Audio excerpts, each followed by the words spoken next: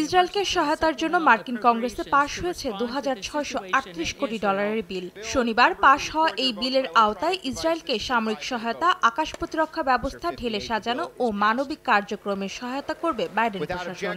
বিল বাস্তবায়নের জন্য প্রয়োজন সিনেটের অনুমোদন, আর তাই দ্রুত বিল পাশ করতে সিনেটরদের প্রতি আহ্বান জানিয়েছেন মার্কিন প্রেসিডেন্ট জো বাইডেন। এর মধ্য দিয়ে যুক্তরাষ্ট্র বিশ্ববাসীকে চোখে আঙুল দিয়ে দেখিয়ে দিল ইসরায়েলের পাশে তাদের অবস্থান কতটা দৃঢ়।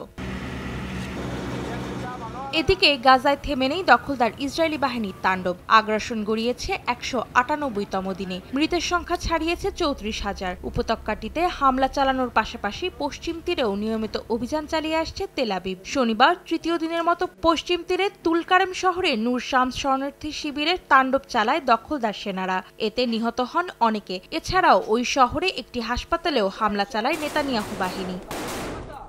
জাতিসংঘের শিশু তহবিল ইউনিসেফের দেওয়া তথ্য মতে গাজায় ইসরায়েলি হামলায় প্রতি 10 মিনিটে একটি শিশু আহত বা নিহত হচ্ছে। 7 অক্টোবর থেকে চালানো হামলায় এ পর্যন্ত নিহত হয়েছে 14,000-এরও বেশি শিশু।